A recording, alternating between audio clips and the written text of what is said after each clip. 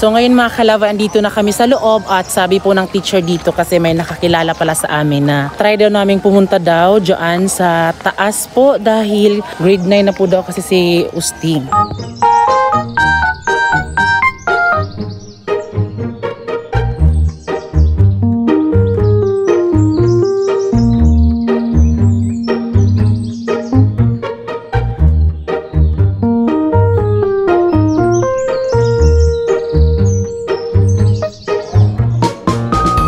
Ngayon po ay nakita na po namin yung ano ni Usting. So confirm po. So sabi po ng teacher mga kalab, instead na magi-grade 9 na po siya, grade 8 pa din siya kasi talagang di daw siya nag-ano daw siya ng module pero isang beses lang daw tapos di na din daw nagtuloy-tuloy. Kaya yun po, talagang may ano naman daw sila ni Mama Bibi. Parang nag-ano sila nag-usap pero nagulat lang daw si teacher kasi parang di na talaga daw nag-ano si Usting. Kaya yun po, talagang confirm no, na hindi po siya mag-grade 9 kundi mag-grade 8 pa din si Usting. Kasi palagi daw kasi siyang nag-absent. Kaya din naman palagi siya nag-absent dahil sa sobrang hirap talaga ng buhay nila sa fish pond. So ngayon po, ako na lang talaga yung pumunta dito para maano talaga na pwedeng mag-ano dito. At ngayon din po pala may meeting din po pala ng mga ngayon parents pero di po talaga namin alam. Si Ate Jerilyn ay hindi naka-meeting dahil hindi sinabihan talaga ni Marian. So ngayon mga kalabay, nandito po sila Usting, nandito po si Ate at si Usting. Sasamahan po tayo kasi si Usting ay mag-i-school daw siya mga kalab. Kasi noon mga kalabay, hindi siya naka-school lang kapag tapos. So ngayon ay pagpatapos niya yung pag-aral niya. Kaya pupunta kami ngayon sa Kudbaran kasi bibilihan namin si Usting ng bag at tsaka notebook at mga gamit sa pang-eskwela mga kalab. So ngayon ay ayan po sa ate. Oh, lamig shades. Mga kalabs. At siyempre mga kalab, kaming dalawa ni Yuli ay magpaparal ni Usting kasi sila mama talaga ay walang-wala talaga. So kami na lang, kasi sobrang layo naman nila mama, nandoon sila sa Pispan. So kami na lang ang nandito sa malapit sa eskulahan. So kaya kami na lang yung magpaparal ni Usting. Anong feelings pre na mag-school ka na balik ulit pre? Saya dahil parang pag-eskwela kay nanay saktong gamit. Ayan, nasabi na po ni Usting makalab na masaya daw siya kasi may bagong gamit na siya makalab. Una pa makalab kasi mahirap talaga yung buhay ng makalab dahil hindi ako makapagtapos ng pag-aaral kasi wala kami kakain kapag hindi naman kami magtatrabaho makalabs. Ayan, nasabi na yung makalab. So ngayon ay pupunta na kami sa Kudbaran City para makabili ng mga gamit sa school. Let's go!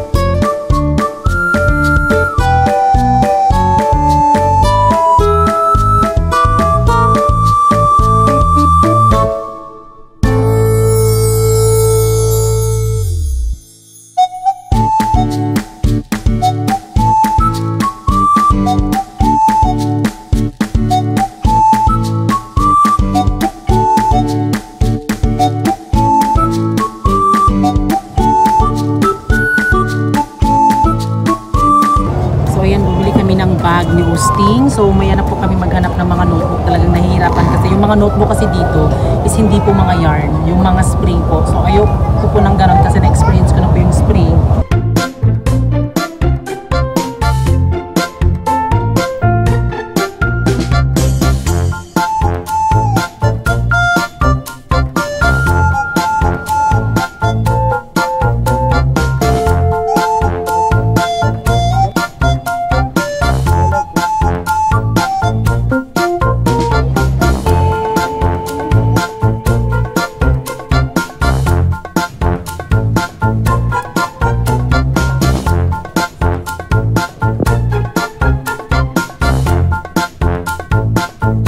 So ngayon ay dito kami sa pagbibilihan ng t-shirt dahil bibilihan po namin si Usting ng t-shirt po.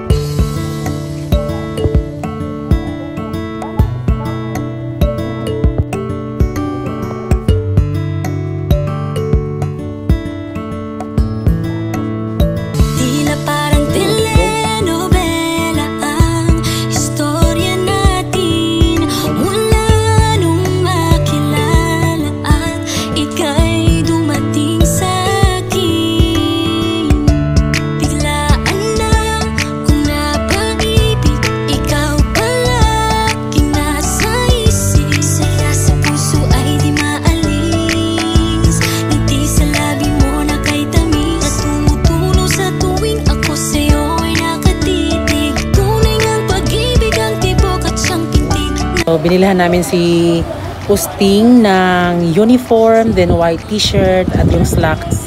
Kasi diba gamit na gamit yan mga kalab, talagang feel na feel ko yan kasi nanggaling din ako dyan, diba? Kaya talagang yan din po ay talagang lalong-lalo na po sa mga exam nila. Kailangan talaga naka-uniform kasi kapag wala ka uniform ay ipapalabas ka talaga, hindi ka makapag-exam talaga.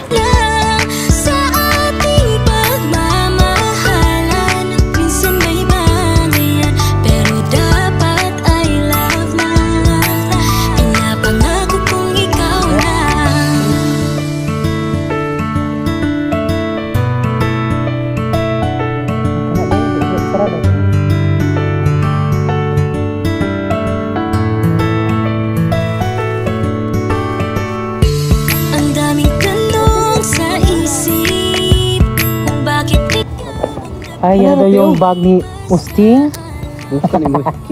Bibilhan ko ng sapatos yung aking anak. So ngayon naman ay bibilhan natin ng Tupperware si Usting, diba? Para mas okay naman yung kanyang kain.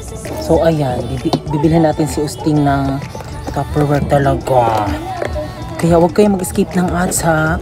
Alam nyo, laking tulong na talaga yung mga vlog namin para sa kanila. Lalagyan din ng siyempre makala bibili din tayo ng lalagyan ng kopi. Oo. Tapos baso din ni Usting.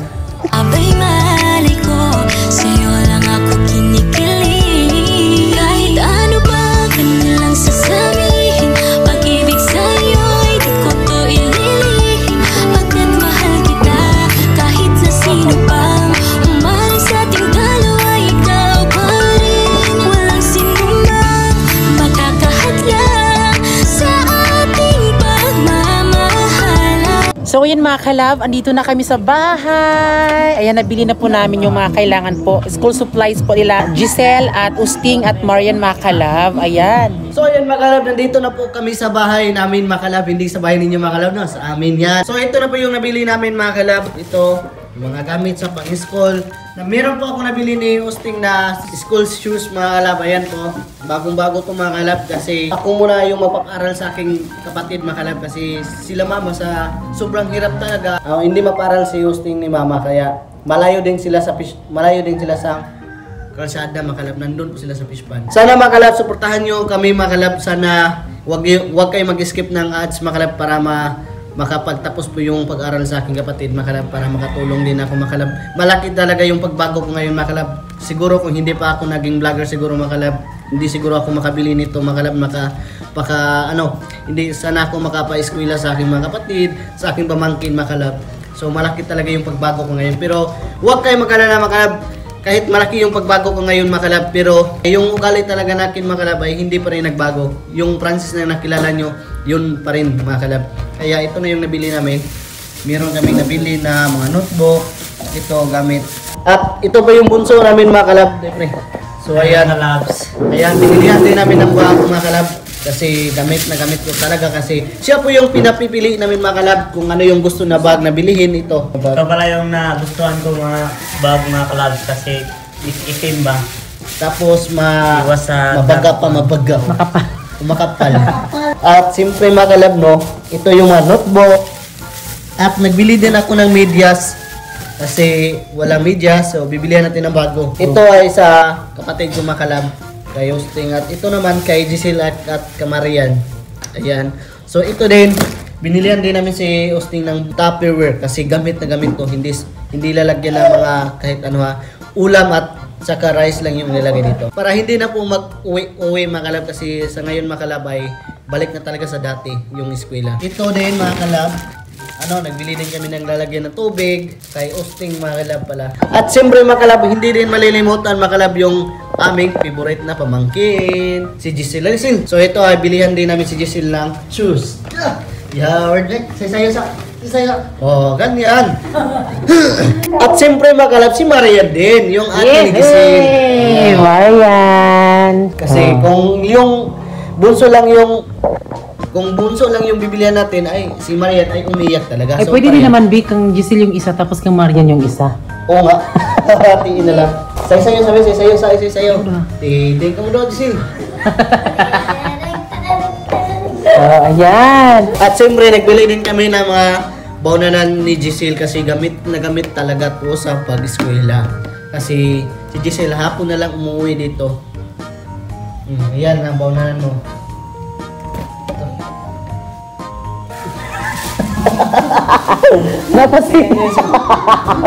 At siyempre yung request po ni Giselle Makalab na bibilihan daw niya ay nga sa ang sabi po niya, ate bilihan mo ako ng t-shirt na yellow kasi yan po ay gamit po sa aming sa kanila paaralan. daw. Sila. Ayan. Ano mo, Bing? Bukad pero wala tubag. Ayan. Ayan. Sakto. At ito naman yung nabili namin na mga notebook, kang Usting at kay Giselle Makalab. O, tapos yung Usting po mga kalabay, 8 daw po yung kailangan nila. At sila, Marian at Giselle, meron na po silang notebook, kaya binilhan na din namin sila ng ibang notebook para ano din. At ang hirap maghanap ng notebook mga kalab na naka-yarn talaga kasi mas okay kasi kapag ganito kaysa sa yung spring, di ba? Kasi talagang kapag nagdikit-dikit po. At meron din pong Ano to, Bing? tablet. Tablet. Meron din tablet mga kalab kasi gamit na talaga to sa pag-aaral. Tapos lengthwise, ayan. At meron din pong yellow pad. Sobrang mahal ba dito, Bing, kapag bumili tayo sa kapag nandun na tayo sa loob ng school, sobrang mahal talaga. Na experience ko talaga to nung nag-aaral pa ako. Nakabili ako ng isang papel. isang papel makalab, parang ganito. 1.50 pesos. At siyempre meron ding malaki na notebook. Ayan po. Okay, Usting po ito mga kalab. So ayan mga kalab, ito na po yung notebook na Usting. So, 4. At siyempre mga kalab, ito na yung pinaghihintay natin mga kalab na gusto ko makita mga kalab at gusto ko makita na sukatin po sa aming bunso mga kalab, no? Ito na po. Ayan. Ito na po yung gamit sa pang-school mga kalab. Yes, Ayan, yung uniform po. Uniform. Ayan. Ito. Try mo, pre. Ayan, isuot mo, Ting. Ayan. O, diba? Binilhan talaga namin si Usting. Ayan.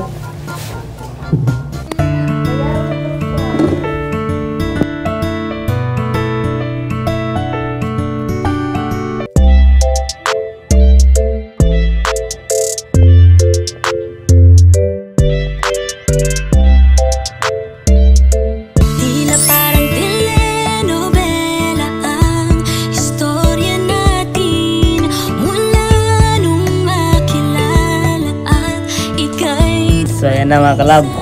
Ito na yung ating uniform mga kalab. biglaan na kung napaibig.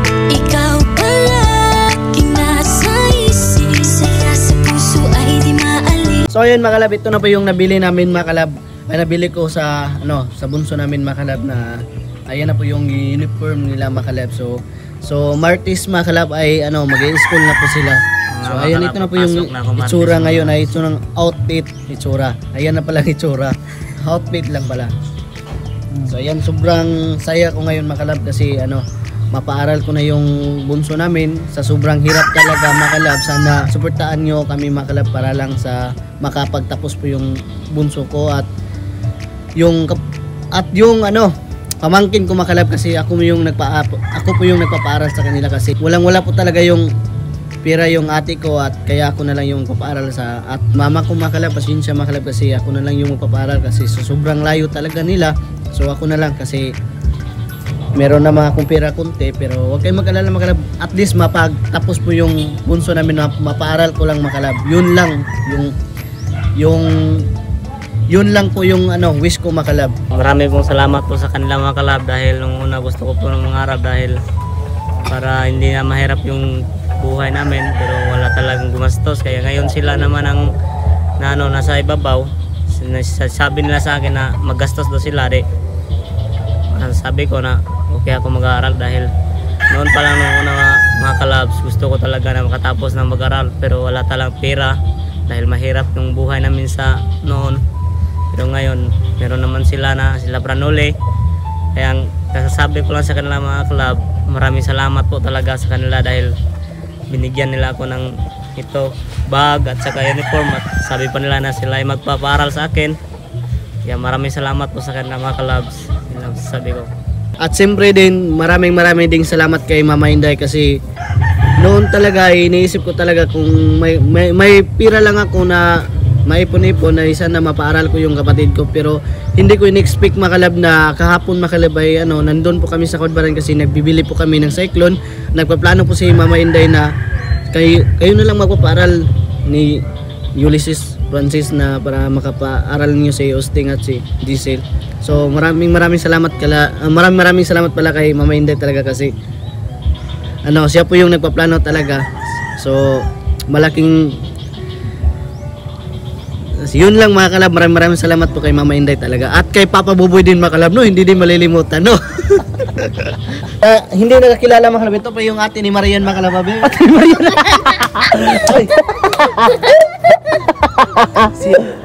at sa hindi nakilala mga kalab, ito pala yung ate ni Giselle mga kalab. Tapad tandi kapatid talaga. So anong masasabi mo yan na binilihan ka ng sapatos? Salamat ate at salamat po kuya. Kusga. Salamat ate at salamat po kuya. At so ayan yung message ni masasabi ni Marian. Ikaw. Giselle, unsa naman si? Tingog, ano masasabi mo sa pag binilihan ka ng sapatos? Salamat salamat ya. Maura na ako ka-istorya. Hi mga kalabs, ang message ko sa manghod ko na bunso namin, sana ating mag-aral ka mabuti. Huwag mo sayangin yung pag-aral pagpaaral ka ni Layuli, huwag mo sayangin. Yun lang ang message ko ng Osting. Kahit walang papa, gwapa din. Asan daw yung papa ni Giselle te? Madami ang ha? Gatoy na lagi ni. Explain mo yun nato ng gahak. Gilak na. Nandiyan si mami. Ay, ang papa pala ni Giselle, nandun na sa kabilang bahay. Matagal na kami naghiwalay. Yan, ako lang nagbuhi sa kanila. Ngayon, Ate Ulysses na lang niya ang nagpaaral at si Kuya Francis. Nagpasalamat din ako sa ila mga kalabs kasi yung anak ko, yung isang anak ko, nandyan sa kanila na. Anak-anak nila. Pero ang message ko sa anak ko mga kalabs, mag-aral kang mabuti. Huwag mo sayangin yung pag-aral. Pinaaral ka ng kuya ni ate mo, huwag mo sayangin. Kasi minsan lang taong ng ganyan. Ha? Ayusin mo yan. Aral ka mabuti ha. Baka maguyab-uyab ka. Ay, hello ka, Roy. Kailan lang ito arete.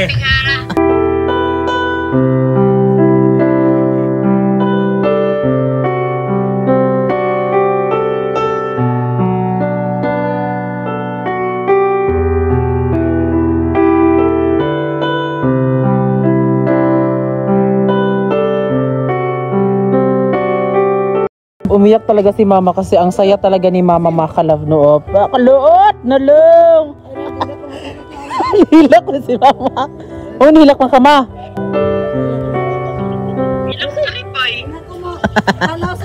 Hilak na lang.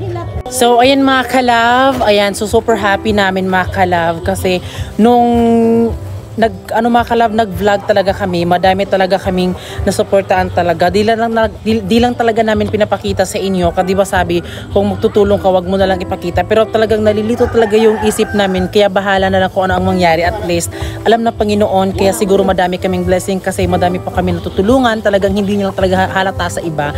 Pero ngayon mga kalove, super happy ako kasi din mga kalove, si Mama Inday talaga mga kalove, napaka-supportive talaga ni Mama Inday kasi siya talaga yung mga kalove na kailangan mo ganyan, dapat kayo na rin papaaral ni Usting, ganon. Kasi akala ko talaga mga kalove na parang siguro hindi gusto ni Mama Inday, pero nakita niyo mga kalove, umiyak talaga si Mama Inday talaga kasi si Mama Inday, napag-aral niya din kami, napagtapos niya kami ng pag-aaral sa high school, din yung ate ko po sa college, dahil po sa pag-aano po ng isda, sa paglalako po ng isda. Kaya hindi ko po yun ikinakahiya na fish vendor po yung aking Mama Inday. Kaya maraming salamat din kay Mama Inday kasi 'di ba talagang kung ikaw talaga ay merong anak, talaga kailangan mo talagang paaralin, 'di ba? Kasi nagsisimula yan sa ina, sa mga magulang para makapagtapos ng pag-aaral ang inyong mga anak. Kaya I'm so happy talaga, kaya please wag po kayo mag-skip ng ads kasi meron na po kaming pinapaaral, dalawa na po. Ayan, si Giselle po at si Osting. Ay mga kalabs, pasensya na kayo na hindi nyo nakita yung ama ni Giselle.